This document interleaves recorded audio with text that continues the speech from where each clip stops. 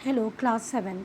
हम आज पढ़ने जा रहे हैं चैप्टर नंबर 14, जिसके लेखक है प्रवीण शुक्ल। ये एक निबंधनुमा पाठ है जिसमें खान पान की बदलती तस्वीर के बारे में बताया गया है।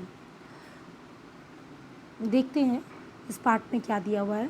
पिछले 10-15 वर्ष से हमारे खान पान की संस्कृति में एक बड़ा बदलाव आया है। इडली, डोसा, बड़ा सांभर, रसम अब केवल दक्षिण भारत तक सीमित नहीं रहा।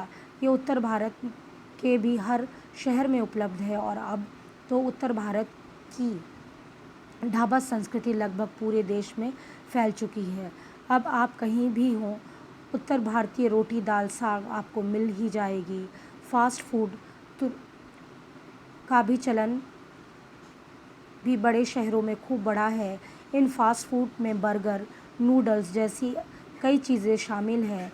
एक ज़माने में कुछ ही लोग तक सीमित थी। चाइनीज़ नूडल अब संभवतः किसी के लिए अजनबी नहीं रहे।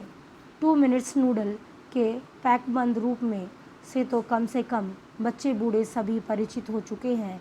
इसी तरह नमकीन के कई स्थानीय प्रकार अभी तक भले मौजूद हो, लेकिन आलू चिप्स में कोई विज्ञापित रूप तेज़ी से घर घर में अपनी जगह बनाते जा रहे हैं। गुजराती ढाबा गाठिया भी अब देश के कई हिस्सों में स्वाद लेकर खाए जाते हैं और बंगाली मिठाई तो केवल रसभरी चर्चा ही नहीं रहती, वे अब शहरों में पहले की तुलना में अधिक उपलब्ध है। यानी स्थानीय व्यंजनों के साथ अब अन्य प्रदेशों के व्यंजन पकवान भी प्राय हर क्षेत्र में मिलते हैं और मध्यवर्गीय जीवन में भोजन विविधता अपनी जगह बना चुका है। विविधता मतलब अलग अलग तरह का।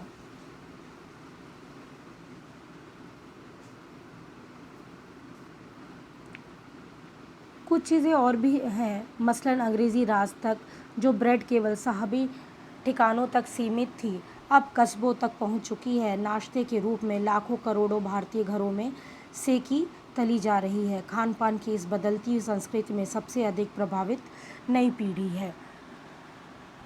प्रभावित मतलब जिन पे प्रभाव पड़ा है वो नई पीढ़ी, आजकल की जनरेशन, जो पहले के स्थानीय व्यंजनों के बारे में बहुत कम जानती थी, पर कई नए व्यंजनों के बारे में बहुत कुछ जानती है। स्थानीय व्यंजन को भी अब घटकर कुछ ही चीज़ों तक सीमित रह गई है। मुंबई के पाव भाजी और दिल्ली के छोले कुलचे की दुनिया पहले की तुलना में बड़ी ज़रूर है, पर अन्य स्थानीय व्यंजन की दुनिया छोटी हुई है। जानकार ये भी बतलाते हैं कि मथुरा के पेड़े और आगरा के पेठे नमकीन में अब यह बात कहाँ रही, यानी जो चीज़ें बची हुई हैं उनकी गुणवत्ता में भी फ़र्क आ गया है। फिर मौसम और ऋतुओं के अनुसार फलों खाद्यान्नों में जो व्यंजन और पकवान बनते थे, उन्हें बनाने की फुर्सत भी अब कितने लोगों को रह गई है। अब गृहिणियों या कामकाजी महिलाओं के लिए खरबूजे के बीज सुखाना, छीलना और फिर उसका व्यंजन तैयार करना सचमुच दुस्साध्य है। दुस्साध्य मतलब बहुत ज़्यादा कठिन, ना सोचने वाला।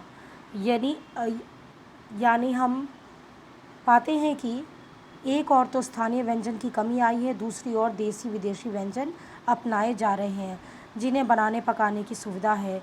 जटिल प्रक्रिया वाली चीज़ों में कभी कभार व्यंजन पुस्तिकाओं के आधार पर तैयार की जाती है।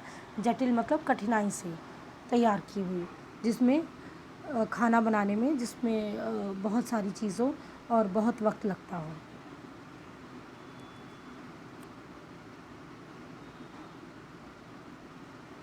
अब शहरी जीवन में भागम भाग है, उसे देखते हुए यह स्थानीय स्वाभाविक लगती है।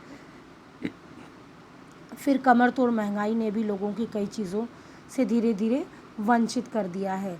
वंचित मतलब ख़त्म कर दिया है, दूर कर दिया है। जिन व्यंजनों के बिना मेवा के स्वाद नहीं आता था, उन्हें बनाने और पकाने के बारे में भला कौन 4 बार नहीं सोचेगा।